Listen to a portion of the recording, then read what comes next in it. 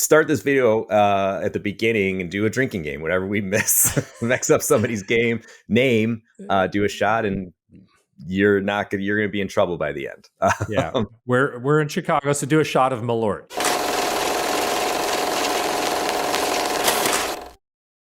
Two months ago, we took a futuristic trip to New Rome in Francis Ford Coppola's Megalopolis. And now we're getting back in the time machine to visit Old Rome in Ridley Scott's Gladiator II. These 80-something directors sure love their declining empire metaphors, don't they? They sure do. We'll get to the bottom of it, and we'll also do our best not to mix up the names of Paul Mescal and Pedro Pascal. But you know what? If you put Paul and Mescal together, you get Pascal. So they are the new, they're the new Benifer. Oh, Benifer. I love it. Welcome to the Filmographer. We haven't talked about Benifer in a while as a culture. I think we did a service here today, Keir. Bringing back Benifer. Welcome to the Filmographers podcast, where we study a director's entire career, one film at a time. I'm Keir Graff. And I am Michael Moreci. This season, we're turning the spotlight on Steven Soderbergh, but sometimes we also go and see and react to new movies by directors who aren't Steven Soderbergh. Today, we are busting out our sandals and our swords to hack away at Ridley Scott's Gladiator II. This is Ridley Scott's 29th motion picture, following last year's poorly received Napoleon. In 2021, he brought us both the so bad it's almost good House of Gucci and the actually surprisingly good The Last Duel. He's 86 years old. He turns 87 a week from tomorrow and shows no signs of slowing down. When an interviewer recently brought up Quentin Tarantino's plans to retire after making 10 movies, Scott scoffed and said, "I don't fucking believe that bullshit. Shut up and go make another movie." Oh, he's so salty, and I love Ridley Scott's saltiness. And also, not to add to his saltiness, two things. One, despite turning 87 next week, he said he's ready to make Gladiator 3. And also, Keir, I don't know if you know this. I think I read, I'm going to maybe get the number wrong. It made me think this because you said this is his, how many movies now? I believe it is his 29th major motion picture. So 29th. I believe, if I'm not mistaken, Gladiator Part 1 from 2000 was his 11th movie. So he's made 18 in the last 20 years or something? And it's very interesting because he started at age 40. He didn't start directing films until he was 40, unlike a lot of the guys like Soderbergh and Spielberg and Lucas, who started in their 20s. He got a late start, but he's certainly making up for lost time. If he does plan to make Gladiator 3, I hope that he has a quicker development process than Gladiator 2. He's going to need to, unless he's on some amazing longevity drugs, and Godspeed. I hope he is. Because Gladiator 2 has been in development almost since the time Gladiator left the theaters. A sequel was discussed as early as 2001, but for one reason or another, it just didn't get made. And one of the problems was that people wanted Russell Crowe to return as Maximus, and there was one big problem with that. Yeah, most likely that he dies at the end of Gladiator 1, and clearly not only dies, but also enters the afterlife very clearly. Spoiler alert, for a while, Scott seemed to be seriously considering just simply reincarnating him or resurrecting him. He even had musician Nick Cave, of all people, write a sequel in which Maximus was resurrected by the Roman gods and pitted against Jesus Christ. But for some reason, that didn't happen. Dude, that sounds like a episode, like a Christmas episode of South Park. That's probably so. Very much. Yeah, very much. 23 years later, however, the problem has been solved. Maximus's son, Lucius, played by Paul Mescal, not Pedro Pascal, is now old enough to pick up a sword and follow in his father's sandal steps. Mike, can you please give us a one-sentence summary of Gladiator II? I can. Okay. Lucius Verus, the son of legendary gladiator Maximus, is living a quiet life in Africa until the Roman army invades, kills his wife, and enslaves him, forcing him to remake Gladiator 1, but this time with Denzel Washington playing Oliver Reed. I give that an imperial thumbs up. Your description. We'll talk about the movie in a minute. But does this make it? Is this a sequel or is it a requel? I don't know. I mean, yes, it's a sequel. I mean, it's definitely, I don't think anyone would call it, a requel because it's a clear continuation. Yeah, I thought it was good. It's interesting.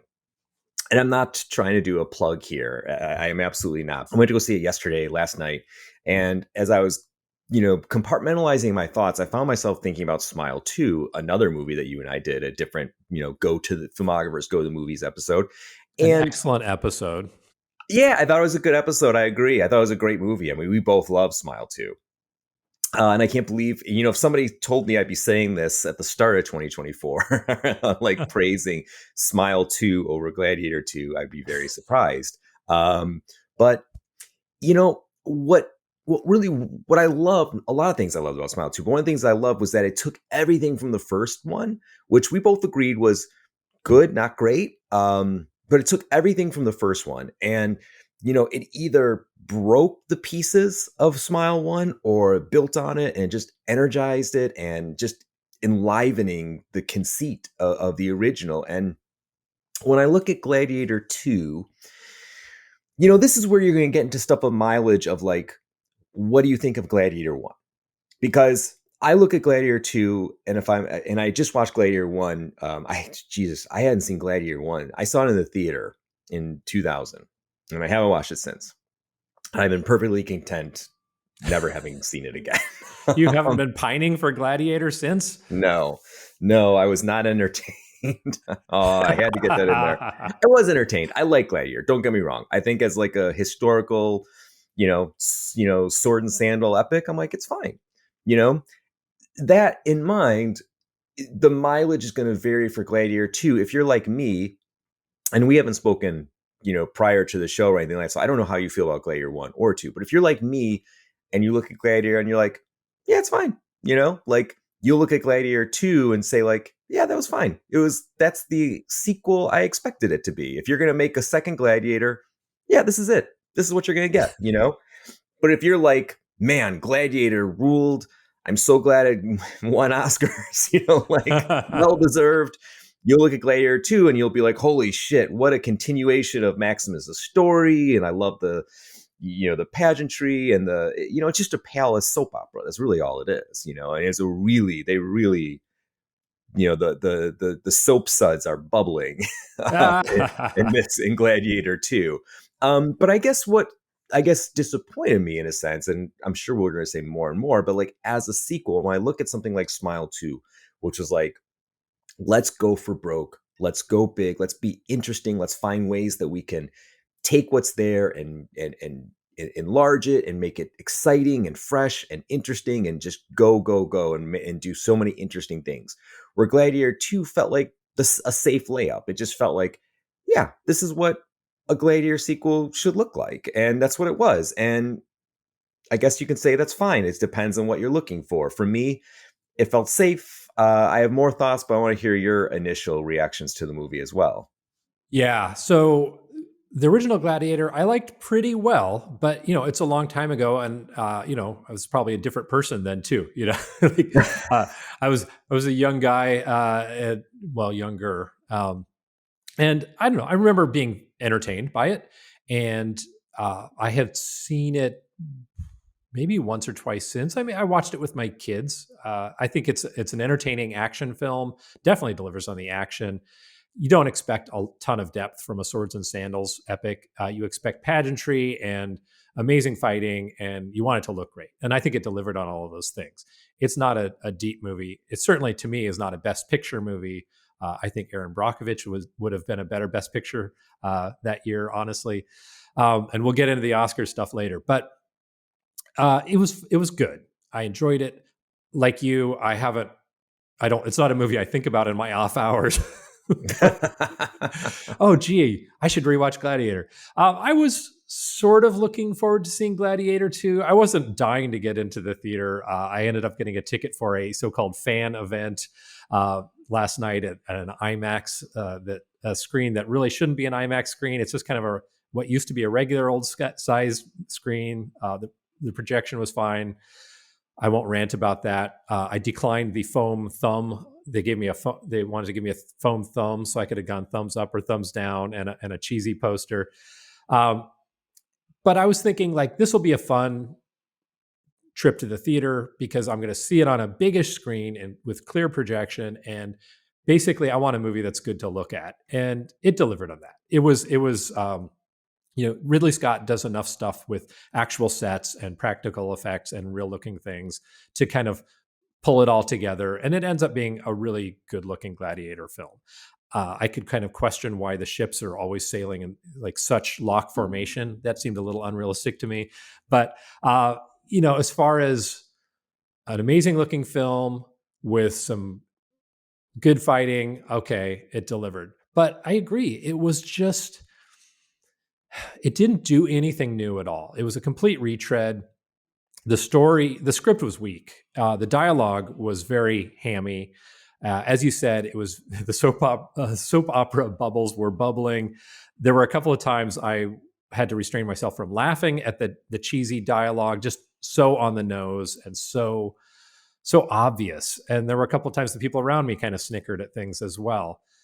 So ultimately it was a lot of bombast, a very thin plot. The performances, I don't know, maybe.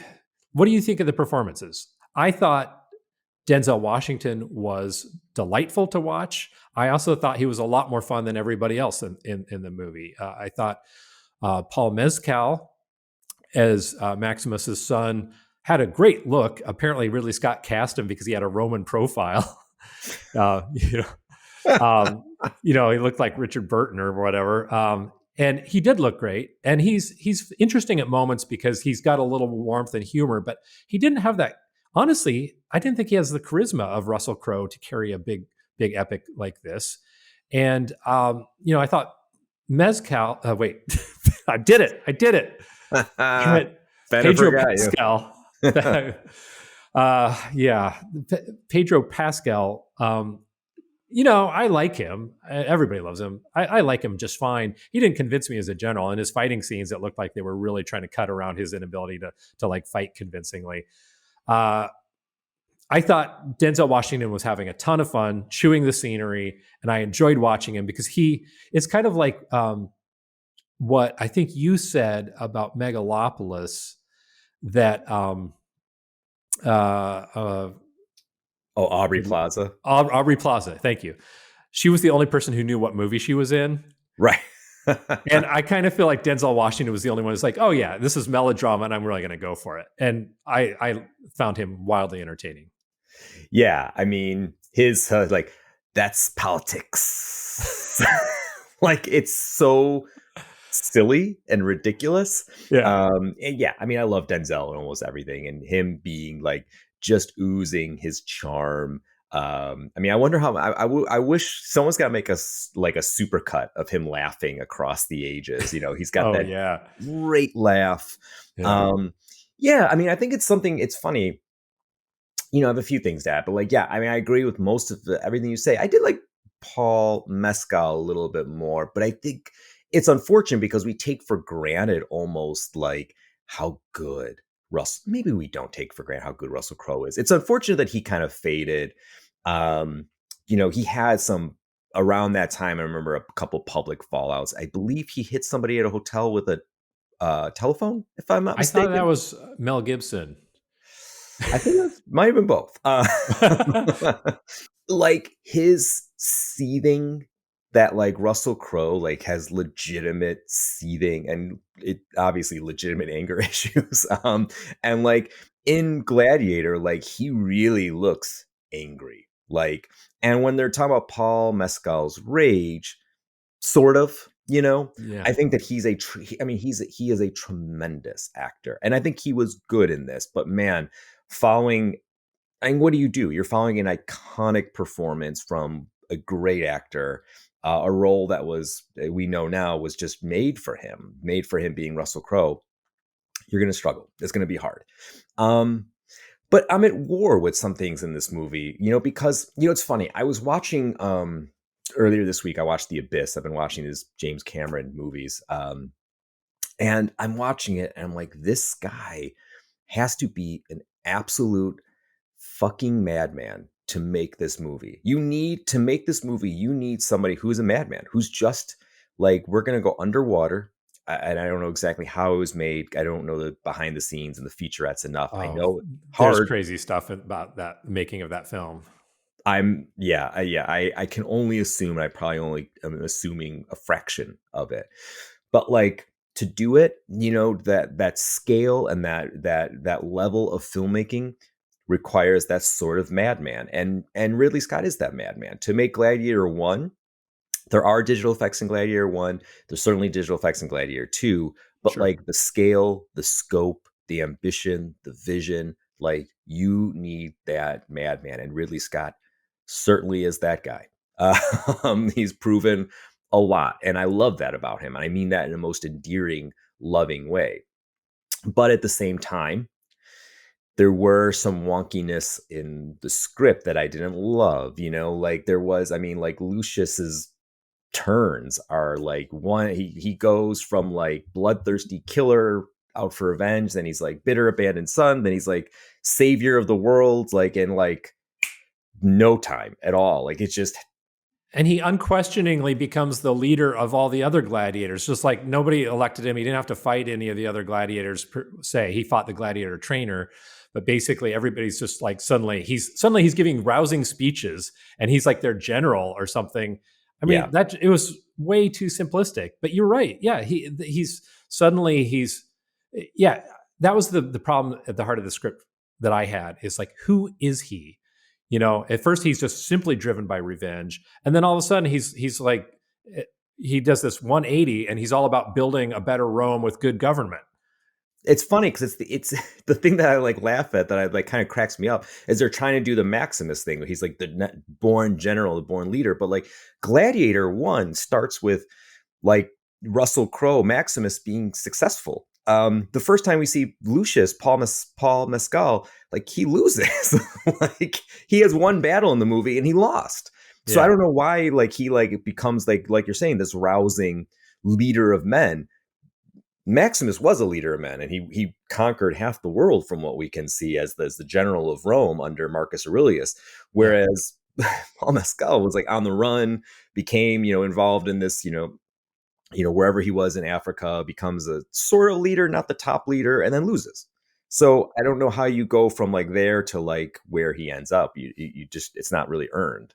Yeah, and I also thought it was a little bit confusing too because like the Denzel Washington character is so. I mean, I found him a ton of fun and really interesting. He's this kind of gangster guy who's like, you know, finding his own path to power and being very manipulative. But he at first is fairly sympathetic because he's somebody who's kind of like outside the power structure, who is, I don't know. I feel like he started as being a sort of light and interesting character who then turns into Donald Trump or something like that because he's basically like power by any means necessary, and um, I think that the script didn't organically put these guys together in a way that that made them natural enemies.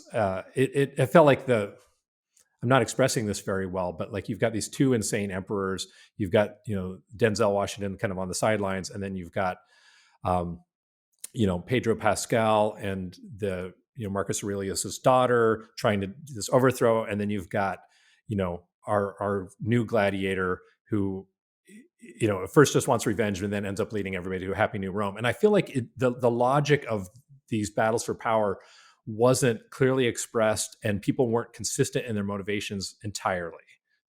Yeah, it just becomes whoever they need to be, that power thirsty person at that time, where the clarity that Gladiator 1 had, where it's Commodus, it's Joaquin Phoenix, who's great, like you have him, and he wants to overthrow the Senate. He wants to get rid of the Senate. And you have a couple senator characters who, for some reason, pop up in Gladiator 2 because this is what you have to do now. Hey, I don't know that guy. Like why do we need that? Like, hey, he was in Yeah, the first one. Like why yeah, do we need that? Why do we need yeah. that reassurance? I ugh. we don't just, why do we drag these guys are like 90 now? Why do we have to drag them out? Anyway, that's my problem with like sequels now. It's like these like, you got to have those moments that are just so lame, so lame. Don't even get me started on the armor. Don't even. Oh man, yeah, yeah. Anyway, but like Yeah, and I you think have, that was one of the struggles. Sorry to interrupt, but like I think that was one of the problems with the character of Lucius is, or what did they call him, Benno, or he had some I don't even know. I couldn't he had even some weird tell. nickname. I can't remember at the beginning, but it was so like so much of his character was written about his father and following his father's footsteps. And I get that it's, you know, it is a sequel, it's not a requel, but like it almost doesn't allow the character in Gladiator II to fully fledge in his own right, because it's almost like the ghost of Maximus is hanging over this so much that it's all written towards the moment where he finally puts on his dad's armor and then steps out into the arena. And again, going back to your point, and I can't believe we keep talking about Smile too, but it's actually a great point. It's like that's what a good sequel does, is it takes the original concept, embiggens it, if I may use the word, takes it onto a bigger stage, but like rethinks it and adds some nuance and some more twists. And this just felt like a predictable retread that we couldn't get over the absence of the main character from the first movie. Yeah, and I think you hit the nail on the head with Lucius's character, because like it was so working so hard to retread things. You know, it's like we gotta do enough of Gladiator 1 again that didn't have room to be Gladiator 2. Because like you said with the armor, like if they actually gave him an arc, Lucius, who I'm referring to, if they actually gave him an arc where they're like, your thing is that you are rejecting the mantle of your father. Like you don't want to be a gladiator. You don't give a shit about Rome because what it did to him and your family and all this kind of things. And ultimately you have to take the mantle in your own way and find your own path. If that were the story and it had that through line, I think it would have been much more successful and given Paul Mescal a more emotional logic to follow that would help his performance probably, and certainly help his character. But like we didn't really have it. It's just like the villains. Like the villain is whoever we need, who's power hungry at this and most villainous at that moment. This is who we need it to be right now. Lucius was whatever character we need him to be. He's bloodthirsty for revenge of his wife. Okay, that's who he is now. Oh, he wants to save his mom. Okay, that's who he is now. Like, oh, he needs to take his dad's mantle. Okay, this is who he is now. Like everybody's just whatever is being called for them of the mechanics of the plot at that moment. Yeah, absolutely. And I do want to note that you called Paul Mescal Paul Pascal. So the casting continues to be an issue for people. Why don't they think about this? Casting is everything. Don't cast people with such similar names. And also, start this video at the beginning and do a drinking game. Whatever we mix up somebody's name, do a shot, and you're going to be in trouble by the end. Yeah, I do have we're a in question Chicago, for so you. do a shot of Malort. Yes. Shot of What's your Malort. question? I have a question for you. Another logic thing that bothered me a lot. How did the twins come to power? Like, I can't believe that didn't even get it, to me, at least far as I know, explained. We end Gladiator 1 with, and this was one of the biggest points of contention with Gladiator 1 because Rome never returns back to Republic. Sorry, guys. Spoiler alert. Spoiler. So it ends with like, oh, Rome's going, Commodus is dead. We're going back to a Republic. So obviously they kind of fixed that. That didn't go back to a Republic. The Emperor returns, but like, who are these guys? How did they get to, like, I have no idea their lineage, why they're there, how everybody's like just like cool with this. Well, they're not cool with it. That's a really good point. I didn't have time to look this up. I believe that they are actual historical figures, but just looking at the film in terms of a film, I think that it should have explained that to us. I mean, I understand that Ridley Scott wanted to get straight into some gladiator on gladiator action, but I think we could have used a quick aside to establish that. These are Connie Nielsen's cousins. Like, great, like something. Yeah, and I thought those guys were like, again, this is a melodrama. I thought for a melodrama, they were kind of delightfully awful. I enjoyed them. Like I was, because I couldn't take this movie very seriously, I was enjoying the people who were really like chewing the scenery, and they definitely chewed, swallowed, shat out the scenery. They went for it. Yeah, I did like both their performances. I like Yeah, Joseph Quinn from Stranger Things. He was in A Quiet Place day one. The other guy, Fred Hedinger. I forgive me for mispronouncing it. I've seen him around. He was in Thelma earlier this year. He was the monkey brother. yeah, I the thought they were monkey. both really good. I like them both a lot. I think they did a Yeah, really good job. I just was like, who are these guys? yeah. Yeah, that's just something the movie needs to cover. I didn't. I just felt like Scott got so lost in creating a spectacle that, even the stuff like so our friend James Kennedy and Matt Bird, on their podcast, The Secrets of Story, they always talk about the principles of believe, care, and invest. When you create characters, you have to believe that they exist, you have to care something about them, and you have to invest in their struggle. And Lucius, at the very beginning, we get about 60 seconds of him, snuggling with his wife, and then she's killed. Sorry, spoiler alert, but it happens at the very beginning of the movie. And then we're supposed to, for the rest of the movie, he's, obsessed with the fact that she's dead. Like, okay, they're married. We can believe that he loved her, but why not give us a 5-minute uh, little intro where we really get a sense of his life and who he is before the Romans come to the shore and before this first battle. It was just so like, oh, we're going to cut to the action. And because it's a Ridley Scott joint, it's such booming, over amplified. Like the sound effects for medieval battle are ridiculous. It could have been, Top Gun or Days of Thunder or something. Like I do love a good medieval movie. I really do. But the ones that I like make it look a little more realistic, a little more ad hoc. The sounds are a little more low key. They're not like adding in this thumping bass that just, I mean, it was deafening, that first battle, and it in a way that is just kind of ridiculous. So yeah, I think that he just neglected the human aspects of the story, and had he worked from a script that took the characters more seriously, I would have enjoyed this movie a lot more. But instead, it was just really, I just kept thinking this is like paint by the numbers, and that's really what it felt like.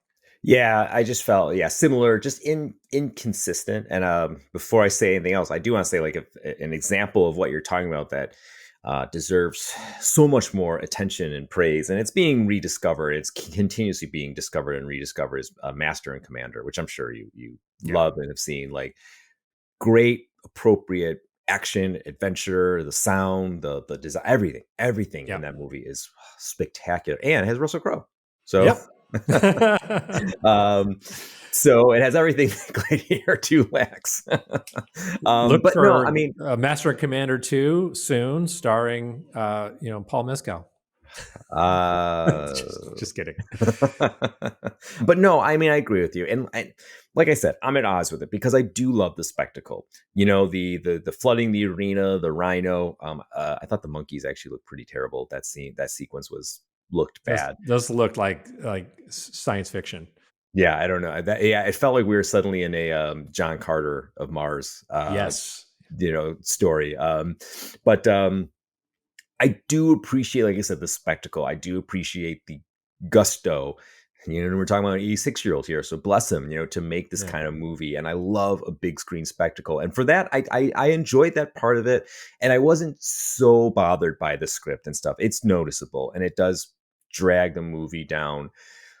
Like I said, again, the lack of clarity of purpose. What does it want to be? Is it a requel? Is it a remake? Is it a sequel? These movies get lost. And I think this is what contemporary cinema calls for, and it's just a barnacle on making interesting stories. Is that it calls for like be familiar enough, but try to do something new. But you really can't do that. Yeah. You ultimately need to be one or the other. And so many of these movies, and Gladiator 2 will be a good reminder of that like you can't, as they say, you can't serve two masters. And it's trying to serve two masters of like, let's just do Gladiator again, but let's do something different. And it's like you cannot achieve both. And this is a movie that's caught in between. And ultimately you have characters, like we're saying, that are just serving whatever version of Gladiator they're telling at that moment. Yeah. You mentioned the scene where they flood the Coliseum, and that's something that they've made, I mean, that's apparently historically accurate that they actually did flood the Coliseum. That is so interesting to me. I mean, that was a cool set piece. I really liked it.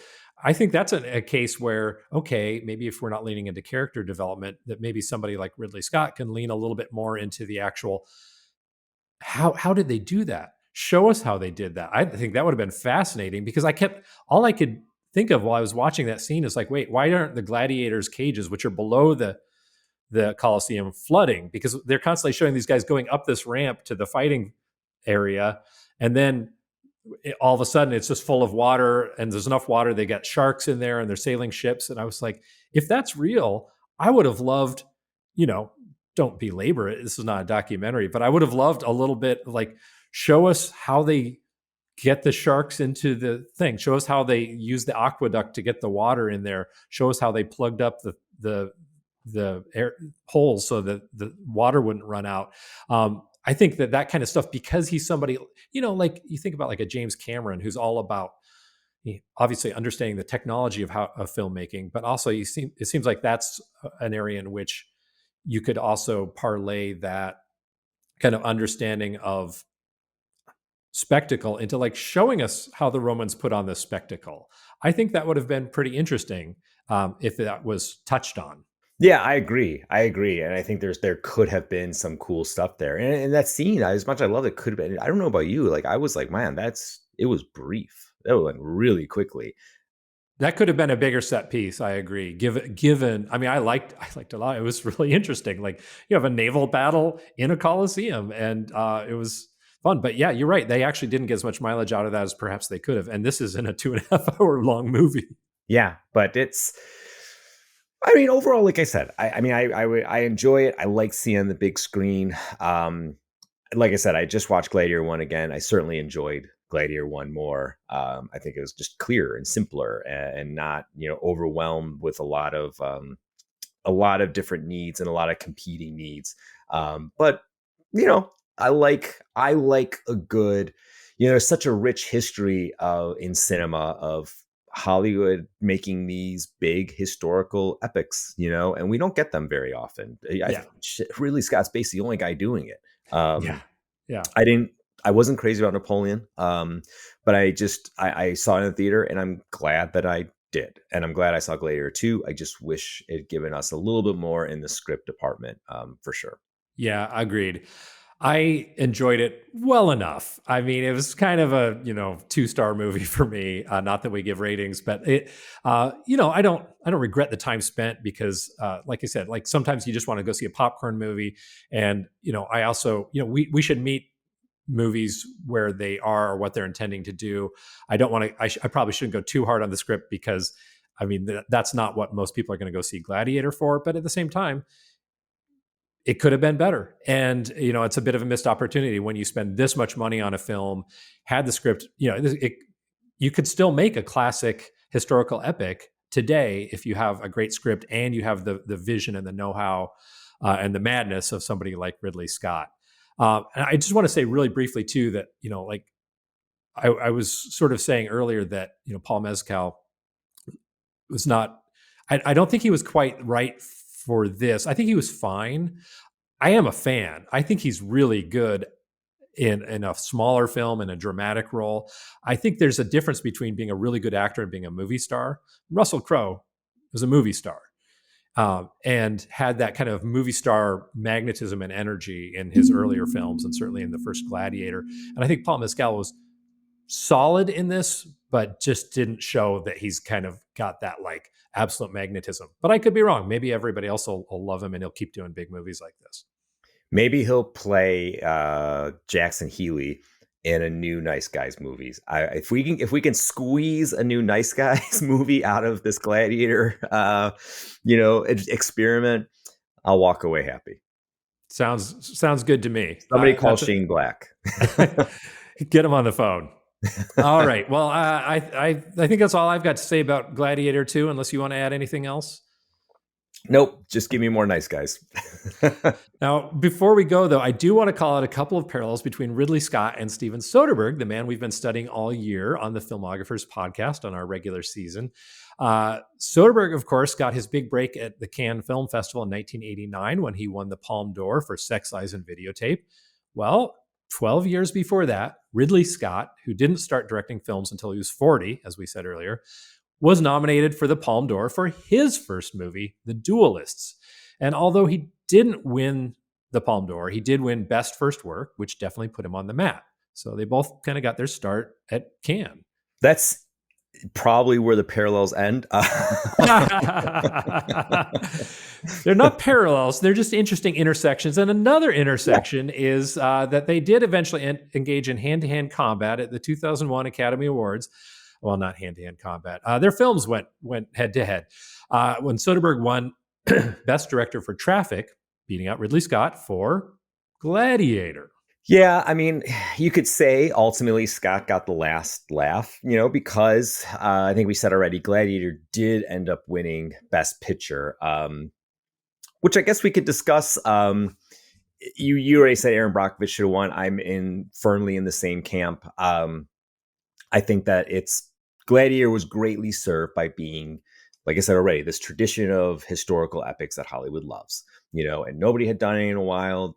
Nobody's still done it in a while. And I think that was greatly bolstered by that. I'm not trying to take anything. Well, I guess I am trying to take something away from Gladiator, the Best Picture award, but like, I still think it's a good movie, and it's still a movie I enjoy. Was it a Best Picture movie?